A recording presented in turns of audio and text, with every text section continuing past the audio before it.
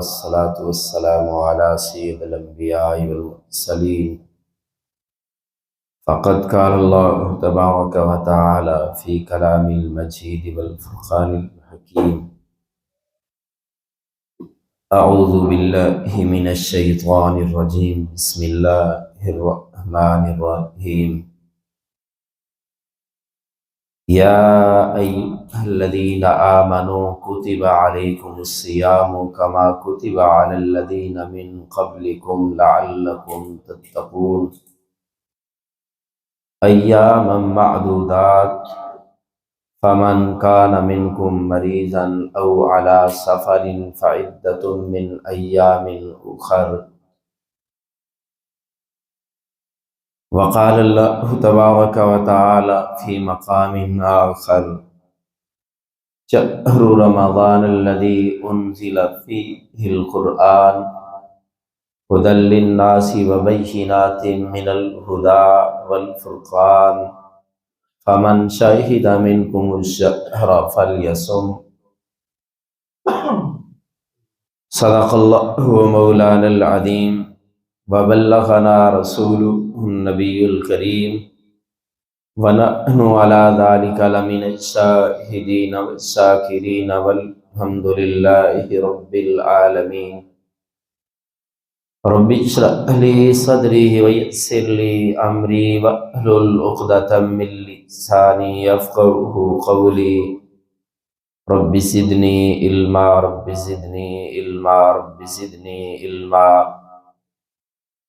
سبحانك لا علم لنا إلا ما علمتنا إنك أنت العليم الحكيم إن الله وملائكته يصلون على النبي يا أيها الذين آمنوا صلوا عليه وسلموا تسليما اللهم صل على محمد وعلى آل محمد كما صليت على إبراهيم وعلى آل إبراهيم إنك حميد مجيد اللهم بارك على محمد وعلى آل محمد كما باركت على إبراهيم وعلى آل إبراهيم إنك حميد مجيد میرے محترم بزرگوں، عزیز نوجوان بھائیوں، ساتھیوں، رمضان المبارک کا مہینہ شروع ہونے میں چند دن باقی ہیں۔ جس طرح رمضان کے مہینے سے پہلے باقی کاموں کو چھوڑ کر یا باقی کاموں سے توجہ کم کر کے رمضان المبارک کی تیاری کی طرف توجہ دینی چاہیے، اسی مناسبت سے میں بھی آج اسی موضوع پر گفتگو کرنا چاہتا ہوں تاکہ رمضان المبارک کے مہینے سے پہلے ہم ذرا متوجہ ہو جائیں، چکنے ہو جائیں، کچھ روزوں کے بارے میں اپنا ذہن بنا لیں کہ یہ مہینہ جو آنے والا ہے ہمارا وقت ضائع نہ ہو، ہمارا وقت قیمتی بن جائے۔ حضور نبی کریم صلی اللہ علیہ وسلم بھی شعبان کے مہینے میں رمضان کی تیاری شروع کر دیتے تھے اور صحابہ اکرام کو بھی متوجہ کر دیتے تھے اور فرماتے بھی تھے کہ رمضان المبارک کی تیاری شروع کر دو۔ اور رمضان المبارک کا مہینہ اللہ تعالیٰ کی طرف سے ایمان والوں کے لیے ایک خصوصی تحفہ ہے، خصوصی انعام ہے، بڑا قیمتی مہینہ ہے۔ ویسے تو رمضان کا مہینہ بھی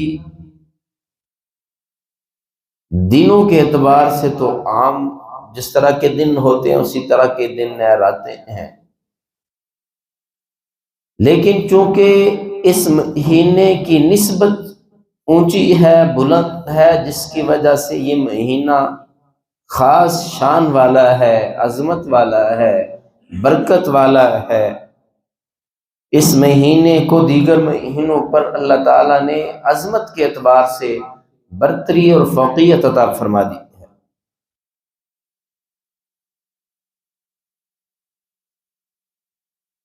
اور یہ ایسا مہینہ ہے کہ اس کے مہینے کے اندر اللہ تعالیٰ نے روزے رکھنے کا حکم دیا ہے۔ صوم روزے کو کہتے ہیں، اور اس کا لغوی معنی دیکھا جائے تو ہوتا ہے روکنا۔ شریعت کی اصطلاح میں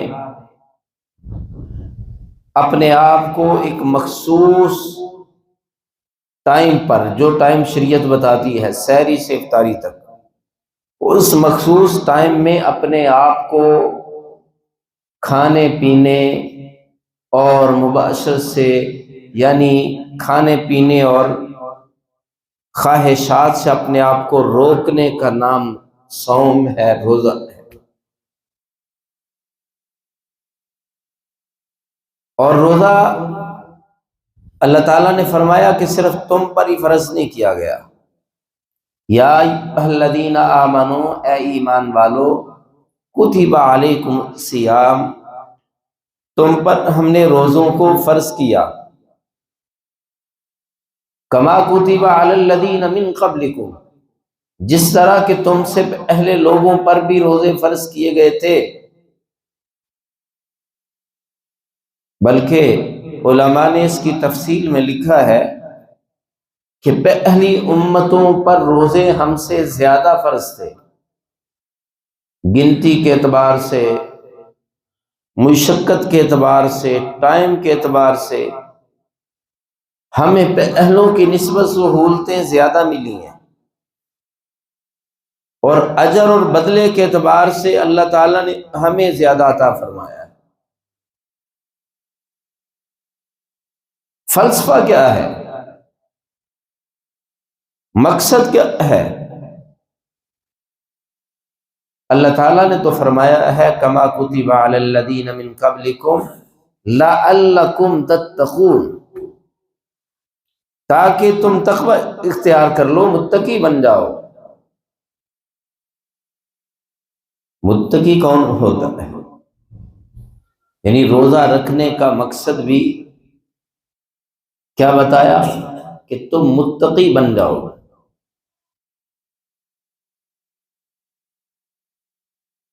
متقی وہ ہوتا ہے جو اپنے آپ کو اللہ کی نافرمانی سے بچا لیتا ہے، اللہ سے ڈر کے اللہ کی نافرمانی سے بچ جاتا ہے، اسے متقی کہتے ہیں۔ روزہ ایک ایسا عمل ہے کہ جب بندہ روزہ رکھتا ہے تو حلال اور جائز کام بھی اس لیے بندہ چھوڑ دیتا ہے کہ اللہ کا حکم ہے نہیں کرنے۔ پانی پاکیزہ بھی ہے، حلال بھی ہے، طیب بھی ہے، لیکن مخصوص وقت میں اللہ کا حکم ہے کہ نہیں پینا۔ حلال طیب طاہر پانی ہم نہیں پیتے، روزہ رکھ کے ہم کھانا نہیں کھاتے، لقمہ نہیں کھاتے، پھل نہیں کھاتے، کوئی مشروبات میں سے کچھ پیتے نہیں۔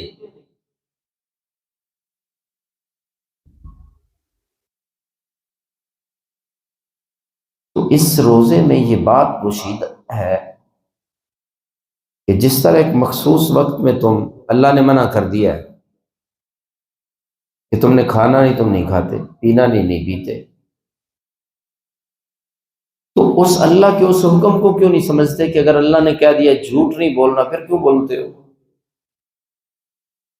اللہ نے کہہ دیا غیبت نہیں کرنی، پھر کیوں کرتے ہو؟ اللہ نے حکم فرما دیا ہے کہ تم نے حرام نہیں کھانا، پھر کیوں کھاتے ہو؟ تو یہ مخصوص وقت کی پریکٹس ہمیں متقی بنانے میں مددگار ثابت ہوتی ہے۔ خیر، میں بات کر رہا ہوں کہ رمضان سے پہلے رمضان کی تیاری ضروری ہے۔ رمضان کا مہینہ آنے کو ہے تو ہم کمر کس لیں کہ رمضان کی تیاری ابھی سے شروع کر دیں۔ کیا طریقہ ہو سکتا ہے اس کا؟ ایک تو یہ کہ رمضان المبارک کو خاص عبادات کے لیے وقف کریں، اپنے آپ کو خالی کریں کہ رمضان کے مہینے میں زیادہ سے زیادہ عبادات کرنی ہے۔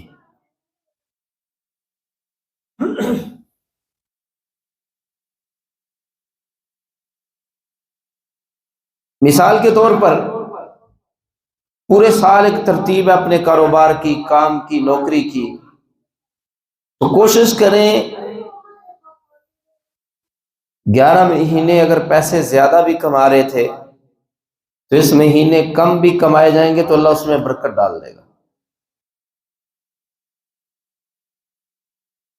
لیکن اپنے آپ کو عبادت کے لیے فارغ کرنے کی کوشش کریں اور اس کی مینجمنٹ پہلے بنائیں، اور اپنے آپ کو رمضان کے اندر عبادت کے لیے، رمضان کو ٹائم دینے کے لیے اپنے آپ کو فارغ کریں۔ مثلا کوشش کریں کہ رمضان المبارک کے مہینے میں جو زیادہ تر کام ٹائم کو ضائع کرنے والے ہیں ان کاموں سے پرہیز کر لیا جائے، اور اگر ضروری ہیں تو رمضان المبارک سے پہلے کر لیے جائے۔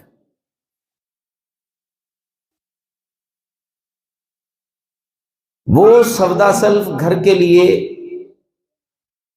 جو لانا پڑتا ہے کوشش کی جائے کہ زیادہ تر سودا سلف پورے مہینے کے لیے اکٹھا گھر میں لے لیا جائے، جسے راشن کہتے ہیں ہم، تاکہ پورا مہینہ یہ والی فکر سے بندہ فریغ ہو جائے۔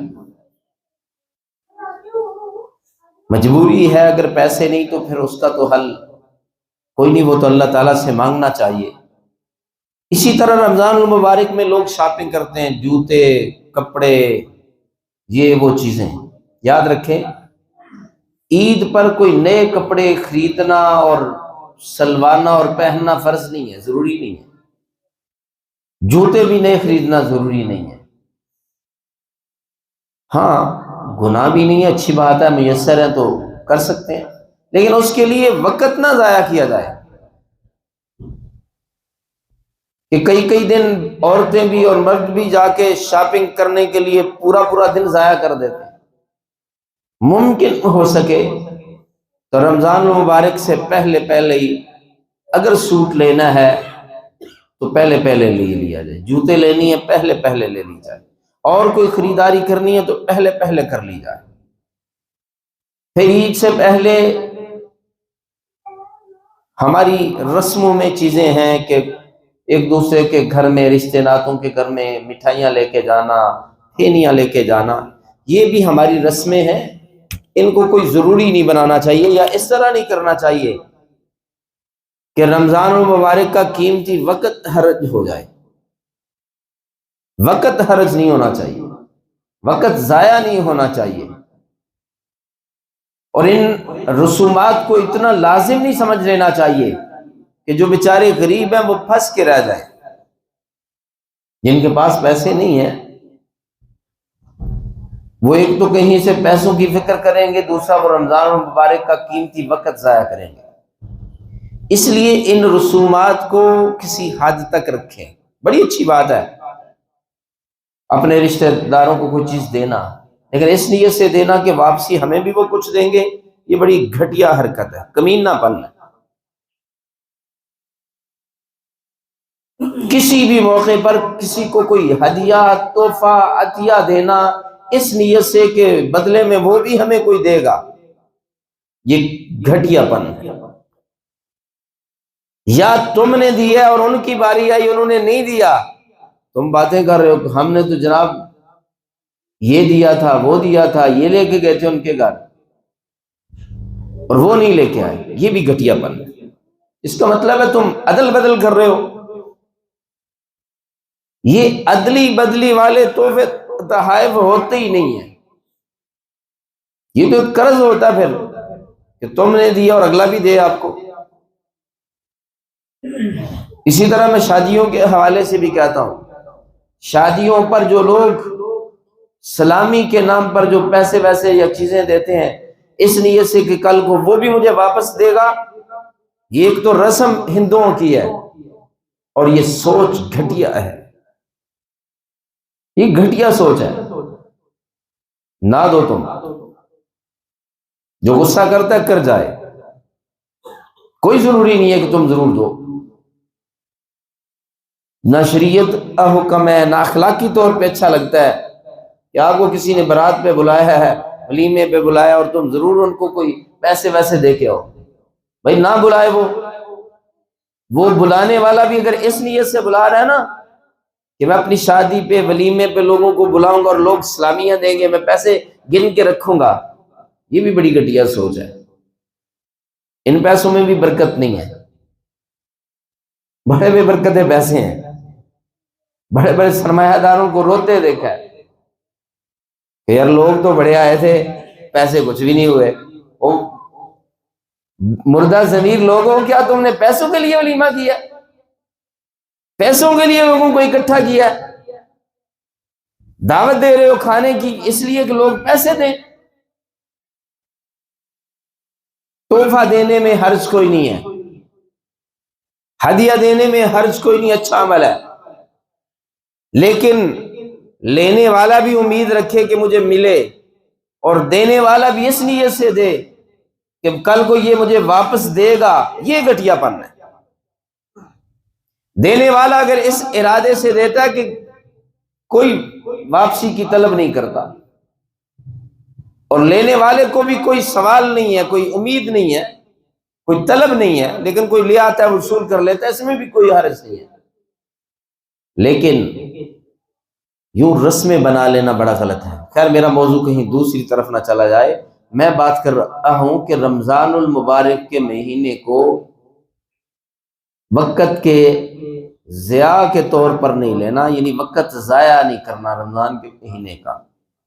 رمضان سے پہلے تیاری کر لو، کوشش کرو کہ گھر کا راشن پورے مہینے کا اکٹھا کر لو۔ کوئی ضروری چیز ایسی رہ جاتی ہے تو الگ بات ہے، لیکن ساری چیزیں پوری کر لو۔ شاپنگ وغیرہ کرنی ہے تو وہ بھی کر لی جائے۔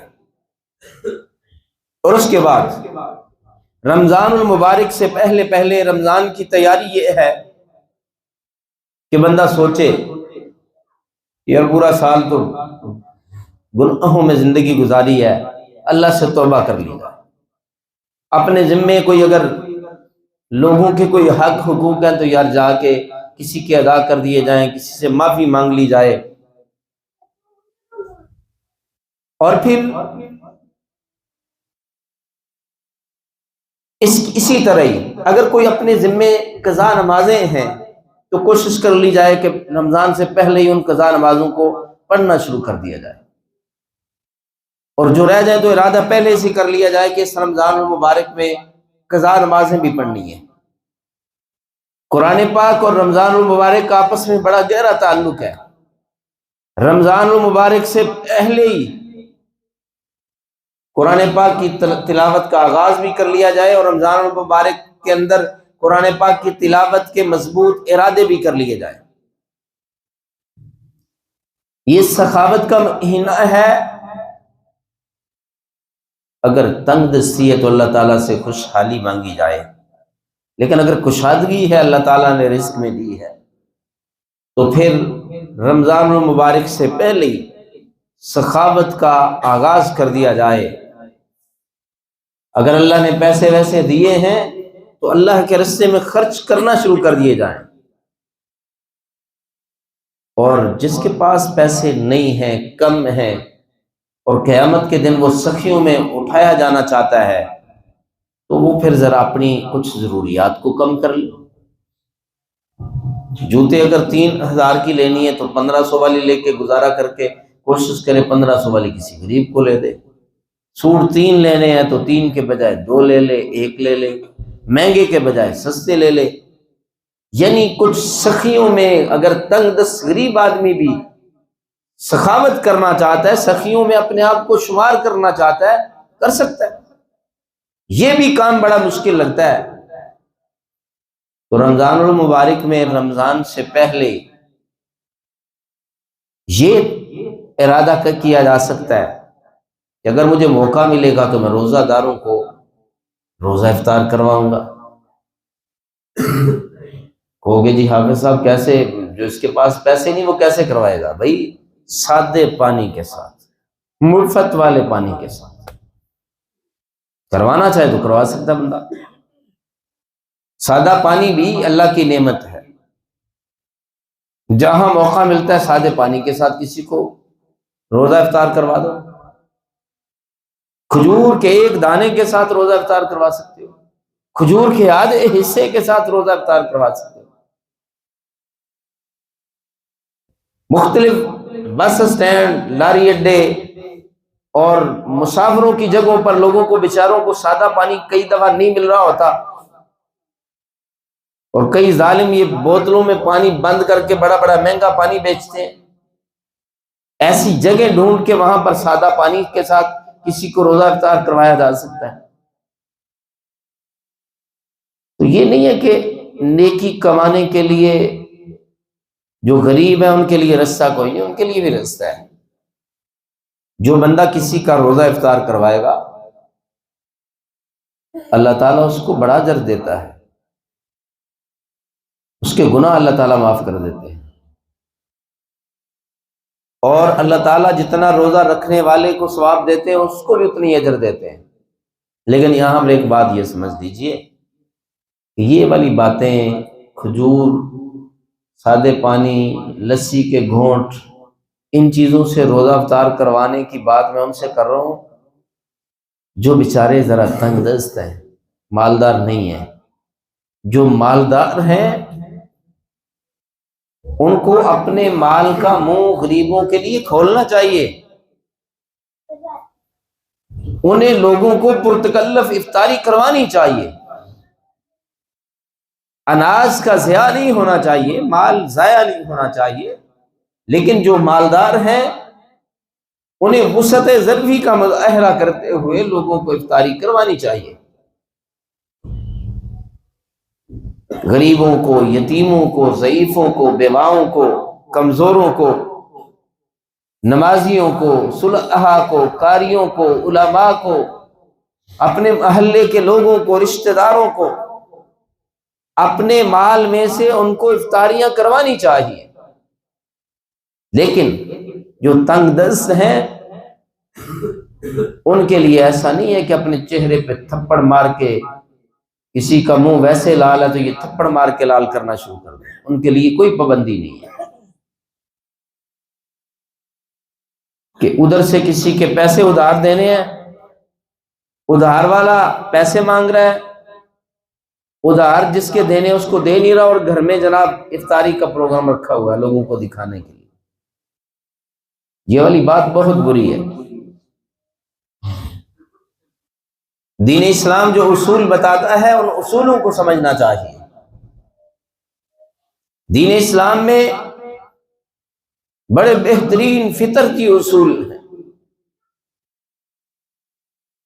جو تنگ دست ہے، جو کمزور ہے، مالی حوالے سے غریب ہے، اس پر کوئی دین اسلام قدغن نہیں لگاتا، سختی نہیں کرتا۔